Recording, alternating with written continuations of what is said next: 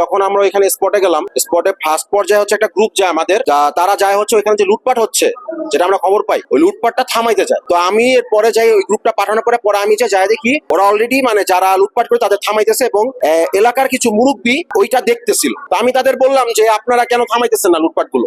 এই কথা বলার 2-3 মিনিটের মাথায় পিছন থেকে মানে মুখ বাঁধা কিছু মানে উঠতি বয়সের ছেলে পেলে বড় বড় রামদা নিয়ে তারা দৌড়ে এসে বলতেছে যে ধর এদের একটারও রাখবো না। মানে আমি যখন এটা দেখলাম যে ওরা দৌড়ে আসতেছে, তখন আমি মুরব্বীদের বললাম আপনারা এদের থামান, এরা তো আমাদের মেরে ফেলবে। তখন একজন মুরব্বী আমার ধাক্কা দিয়ে আমরা ফেলে দেওয়ার পরে আমার পায়ে এখানে কয়েকটা বাড়ি লাগে। আমার এই মুহূর্তে হচ্ছে কয়েকজন আবার আমাকে এসে আমাদের ছাত্র কয়েকজন এসে আমাকে ধরার পরে ভাই কি হয়েছে, আমি তো তোমরা সবাই দৌড় দাও, সবারই বলো দৌড় দিতে, নাহলে মেরে ফেলবে। ওরা সবাই দৌড় দেয় এবং ভিতরে তো অনেকেই তখন অবস্থান করে, ওরা দৌড় দেওয়ার সুযোগটা পায় না। এবং একজন মহিলা তখন আমাকে টেনে তুলে বলে যে তাদের বুঝাইতেছে যে এখানে কিছু করতে আসে নাই, এখানে থামাইতে আসছে, এরা কিছু বলেন না। এরকম বলতে বলতে উনি তখন আমাকে আধা ঘন্টার মতো মানে উনি একটা সেফ জায়গায় নিয়ে যায় এবং আধা ঘন্টা আমাকে আটকে রাখে। আধা ঘন্টা আমি এই সদর থানা পুলিশ, বাসন থানা পুলিশ, টঙ্গী থানা পুলিশ যারা আছে এই থানা আমি ফোন করি, আমি মেট্রোপলিটনে ফোন করি। তারা আমার কাছে শুধু 1 ঘন্টা ধরে খালি একটা জিনিসই জানতে চেয়েছে, এক্সাক্ট বর্ণনা কি, পরিস্থিতি কোথায় ঘটছে, রাস্তা কোনটা, বাসার নাম্বার কোনটা, কখন গেছো, কেন আপনারা উপস্থিত থাকতে পারলেন না। 2.5 ঘন্টা পরে পুলিশ আসে। পুলিশ আসার পরে তারা তখন ধীরাশ্রমের দিকে অবস্থান করে, মাত্র 4 থেকে 5 জন। RICL TMX, যুগের পর যুগ স্থাপনা থাকে মজবুত। এবং যখন আমরা তাদের কাছে যাই, তাদেরকে আমরা যখন বলি, আমরা এইভাবে পর্যন্ত বলছি স্যার প্লিজ আপনারা আসেন, আমাদের ছাত্রদের আটকে রাখছে। আমরা যখন কয়েকজন যখন ওইখানে যাই, আমাদের বলে আপনাদের 2-4 জনকে তো মেরে ফেলছি আমরা। ওই সব মানে জানোয়ার গুলো আমাদের বলে আপনাদের তো কয়জনকে আমরা মেরে ফেলছি, আপনারা এখানে এসে কি করবেন। এটা শুনে আমরা সাথে সাথে আবার প্রশাসনকে ফোন করি, স্যার ওদের মেরে ফেলছে, আপনারা তাড়াতাড়ি আসেন। তারা আসছে নাই, তারা 2 থেকে 2.5 ঘন্টা পরে তারপর আসে। তারপর তারা বিভিন্ন প্রোটোকলের কথা বলে, বিভিন্ন রুলস মানে এইগুলা মানে অনেক কিছু হাবিজাবি বলে। আমাদের এসে দাঁড়া ছিল, পরিস্থিতি দেখে, বলে যে আমাদের তো আগাইতে হবে, সময় লাগবে। আমাদের আকুতি মিনতি এবং মানে অনেক চিলাচিলি করে তারা আগায়, এবং ততক্ষণে তাদের অবস্থান হওয়ার ওই সময়টুকুর মধ্যে ওইখানে যারা রামদা নিয়ে যারা হচ্ছে রাস্তায় অবস্থান করতেছিল, তারপর হচ্ছে আশেপাশে যারা ঘোরাঘুরি করতেছিল, তারা ওইখান থেকে মানে চলে যায়, তাদের আর পাওয়া যায় না। বাসা খালি ছিল। বাসা থেকে পরে আমরা যাওয়ার পরে দেখলাম একটা অটো আসলো, অটোতে হচ্ছে আমাদের 5-6 জন আহত শিক্ষার্থী, ওরা হচ্ছে পরে চলে গেল। এবং আমরা যখন পুলিশ নিয়ে ঢুকি, প্রশাসন নিয়ে ঢুকি, আর্মি নিয়ে ঢুকি, তখন আরো 2 জনকে মুমূর্ষু অবস্থা আমরা বের করি। এবং যখন ওরা সদর হসপিটালে আসে এক দফায়, তখন সদর হসপিটালে ওদের অচেতন অবস্থায় ফেলে রাখা হয়। এবং আমরা সদর হসপিটালের প্রতিটা সেক্টরে আমরা বলতে পরবর্তীতে গিয়ে ওনারা হচ্ছে যখন দেখে যে না এটার অবস্থা খারাপ, তখন তারা হচ্ছে এটার একটা মানে এটা নিয়ে তারা হচ্ছে গুরুত্বপূর্ণতা দেখায়।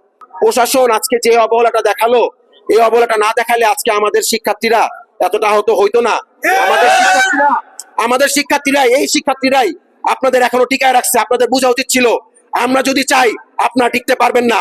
আমরা যদি চাই, আমরা যেভাবে ফ্যাসিবাদ সরকারকে নামাইছি, আমরা এটাও পারবো আপনাদের মতো লোকদের নামাইতে। আমরা 24 ঘন্টা, কালকে সকাল 10টার মধ্যে যদি আপনারা এই অ্যাকশন না নেন, 9টার মধ্যে যদি এই অ্যাকশন না নেন, আমরাও দেখা দিব আমরা শিক্ষার্থীরা কি পারি।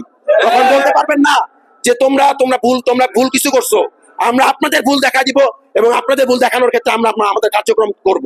আজকে যে ঘটনাটি ঘটেছে আমাদের গাজীপুরের ধীরাশ্রমে মন্ত্রীবাড়ি বলে পরিচিত মোজাম্মেলের বাসায়, সেটা ছিল একটি যে ঘটনা। এটা প্রথম থেকে যদি একটু বলি, যেহেতু সারা দেশেই বিভিন্ন জায়গায় লুটপাট করে পরবর্তীতে পরিকল্পিতভাবে ছাত্রদের নাম দেওয়া হচ্ছে, তো সেই জায়গা থেকে আমরা গাজীপুর কনসার্ন ছিলাম এই বিষয়টাতে। যেটুকু আমরা লাস্ট পর্যন্ত বিভিন্ন দিন কয়েকদিন আগে থেকে জানতে পারছিলাম যে এখানে একটা হামলা হওয়ার সম্ভাবনা আছে। তো সেই জায়গা থেকে যখন আমাদের কাছে খবর আসলো যে এখানে মানুষ লুটপাট করার জন্য যাচ্ছে এবং কিছু মানুষ লুটপাট করতেছে, তো সেই জায়গা থেকে আমরা তাদেরকে লুটপাট থেকে বিরত রাখতে পারি কিনা, তো এই জন্য আমাদের কিছু স্টুডেন্ট সেখানে গেছিল। কিন্তু আশ্চর্যজনক বিষয় হলো, প্রাথমিকভাবে যখন তারা সেখানে যায়, ওই যারা লুটপাট করতেছে তাদেরকে বোঝানোর চেষ্টা করছে এবং তারা সেটা ফাইনালি মেনেও নিছিল। মেনে নেওয়ার পরে ওইটা ছিল একটা পরিকল্পনা। ওই টাইমে আমাকে ফোন দেওয়া জানানো হলো যে ভাই আমাদের এখানে সবাই বের হয়ে যাচ্ছি, এটা ওদেরকে বোঝানো, আমরা কনভিন্স করতে পারছি ওরা লুটপাট করবে না কেউ। যে ওরা বের হইতেছিল এরকম টাইমে যারা ভিতরে আগে থেকে অবস্থান করছিল, ওরা বাইরে থেকে বিভিন্ন লোকজনকে ডাক দেয়, রামদা টামদা নিয়ে তারা প্রবেশ করে এবং পরিকল্পিতভাবে বিভিন্ন মসজিদে হঠাৎ করে এলান করা হচ্ছে যে ডাকাত পড়েছে। তো এই খবরগুলো আমরা পেয়ে সেখানে আমরা পরবর্তীতে ছুটে যাই এবং আমাদের অনেকে আহত হয়। এবং প্রশাসন, বাস্তবতা হলো প্রশাসন সেখানে খুবই হীনমন্যতার পরিচয় দিচ্ছে। অনেক পরবর্তী সময় আসার কারণে, অনেক সময় ক্ষেপণ করার কারণে আমাদের অনেকে খুব আহত হয়েছে এবং কয়েকজনের অবস্থা এত পরিমাণ বিভৎস অবস্থা, তাদের মাথা ফালা ফালা করে দেওয়া হয়েছে, শরীর কেটে ফেলা হয়েছে, রক কেটে ফেলে দেওয়া হয়েছে, খুবই বাজে অবস্থা। এই বিষয়টা নিয়ে চাই যে আগামীকালকে সকালের মধ্যে ওদেরকে গ্রেপ্তার করতে হবে, এবং একই সাথে আমরা আজকে বিক্ষোভ মিছিল করবো এদের বিরুদ্ধে, এবং যদি তারা সকালের মধ্যে তাদেরকে গ্রেপ্তার করতে সক্ষম না হয়, আগামীকাল আমরা মার্চ টু গাজীপুর ঘোষণা করবো। সারা বাংলাদেশ